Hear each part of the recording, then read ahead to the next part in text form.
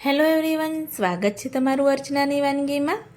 તો આજથી શ્રાવણ મહિનો શરૂ થઈ ગયો છે, જેને આપણે પવિત્ર માસ તરીકે પણ ઓળખીએ છીએ। તો પહેલાં તો બધાને જ હર હર મહાદેવ। તો ઘણા લોકો પૂરો શ્રાવણ મહિનો કરતા હોય છે। તો શ્રાવણ મહિનામાં કંઈક ફરાળી જો તમે ઉપવાસ કર્યો હોય અને ખાવું હોય તો આજે હું અહીંયા ફરાળી પરાઠા કે ફરાળી આલુ પરાઠા પણ કહી શકીએ તે બનાવીશ। જો રેસીપી સારી લાગે તો સ્કીપ કર્યા વગર એન્ડ સુધી જોતા રહેજો। તો પરાઠા બનાવવાનું આપણે શરૂ કરીશું। એના માટે નાનું મિક્સર જાર આપણે પહેલાં લઈ લઈશું અને એમાં મેં અહીંયા 4 લીલા મરચાં અને આદુના નાના નાના ટુકડા 4 થી 5 લઈ લીધા છે। એમાં આપણે પાણી એડ કર્યા વગર બંધ કરી અને ચટણી જેવું આપણે પીસી દઈશું। આ ચટણીમાં આપણે લસણનો ઉપયોગ નથી કરવાનો, એ ખાસ ધ્યાન રાખવાનું। તો ચટણી સરસ એવી પીસાઈ ગઈ। હવે એક બાઉલમાં મેં અહીંયા 2 બાફેલા બટેટા લઈ લીધા છે, એની છાલ ઉતારી રેડી કરી દીધા છે। જો આ રીતે બાફેલા બટેટા રેડી હોય તો પરાઠા બનાવતા જરાય પણ વાર નથી લાગતી। આ રીતે આદુ છીણવાની છીણી હોય એનાથી આપણે આ બટેટા છીણી લેવાના। નાનો એવો ટુકડો પણ બટેટાનો ન રહી જાય એ જોવાનું, જેથી આપણે જે પરાઠા વણીશું એ સહેલાઈથી વણી શકાય। તો આ રીતે જે બંને બટેટા હતા એ બંને બટેટા આપણે છીણીની મદદથી છીણી દઈશું। આ પરાઠાને આપણે સાદા પરાઠા કે આલુ પરોઠા પણ કહી શકીએ। જે આપણે આલુ પરોઠા સ્ટફ કરીને બનાવતા હોઈએ છીએ, પરંતુ આ સ્ટફિંગ ભર્યા વગર આપણે આલુ પરાઠા બનાવીને તૈયાર કરીશું। તો તમે જોઈ શકો છો કે 2 બટેટા મેં છીણી દીધા। તો તમે માપ લેશો તો 1 વાટકી ભરી આ બટેટાનો માવો તૈયાર થયો છે। તો 1 વાટકી બટેટાનો માવો છે એની સામે અડધી વાટકી મેં અહીંયા શેકેલા સિંગદાણા છે એને અધગચરા આ રીતે પીસી દીધા છે। અને હા, અધગચરા એવા પીસેલા જ તમારે સિંગદાણા લેવાના। સિંગદાણાનું પ્રમાણ તમે વધારે પણ રાખી શકો છો। થોડી એવી કોથમીર અંદર એડ કરીશું અને આદુ મરચાં આપણે જે પીસ્યા હતા એ આપણે 1 ટેબલસ્પૂન અંદર એડ કરીશું। 1/2 ટેબલસ્પૂન શેકેલા જીરાનો પાવડર અને ટેસ્ટ અનુસાર ફરાળી મીઠું એડ કરીશું। 1/2 ટેબલસ્પૂન આપણે કાળા મરીનો પાવડર એડ કરી દઈશું। 1 વાટકી જેવો આપણો બટેટાનો માવો હતો તો એની સામે મેં અહીંયા 1 વાટકીથી થોડો ઓછો ફરાળી લોટ લઈ લીધો છે। તમે 1 પૂરી વાટકી પણ લઈ શકો છો। તો આ રીતે કરિયાણાની દુકાનમાં તમને ફરાળી લોટનું પેકેટ આ રીતેનું રેડીમેડ મળી જશે, તો એ તમે પરચેસ કરી શકો છો।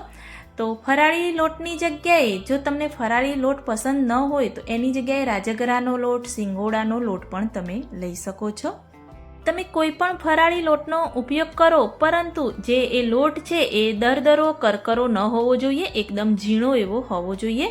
તો 1 વાટકી લોટ આપણે અંદર એડ કરી દઈશું અને આ રીતે પાણી એડ કર્યા વગર પહેલાં આપણે બધા જ મસાલા મિક્સ કરીશું।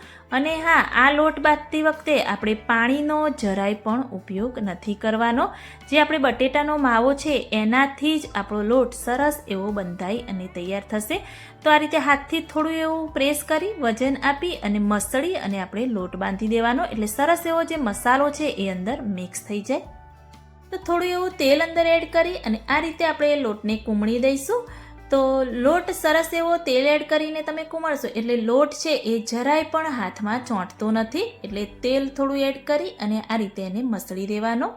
તો લોટ બંધાઈ જાય એટલે જરાય પણ એને રેસ્ટ નથી આપવાનો, તરત જ આપણે પરાઠા બનાવીશું। તો મેં અહીંયા સાઈડમાં તવી પણ ગરમ કરવા રાખી દીધી છે અને તમારે જે રીતેનો લુવો લેવો હોય, મોટો કે નાનો, એ રીતે તમે લઈ શકો છો। તો આપણે જે ફરાળી લોટ હતો એ જ ફરાળી લોટ આપણે આ રીતે થોડો એવો કોરો છાંટી દેવાનો। તો આ રીતે નીચે અને ઉપર તમે થોડો એવો કોરો લોટ છાંટશો એટલે વણવામાં જરાય પણ આ ચોંટશે નહીં। તો જો જરાય પણ થોડું ચોંટે તો તમે કોરો લોટ ફરીથી છાંટી શકો છો। તો આ રીતે મેં સરસ એવો પરાઠો વણી દીધો છે અને તમારે જે રીતે થિકનેસ, જાડો કોઈ પાતળો કરવો હોય એ રીતે તમે કરી શકો છો। તવી થોડી એવી ગરમ થાય એટલે મેં થોડું એવું ઘી એડ કરી દીધું। ઘી પહેલાં આપણે એડ કરીશું એટલે ચોંટે નહીં અને ઉપરથી પણ થોડું એવું ઘી આપણે સ્પ્રિંકલ કરીશું।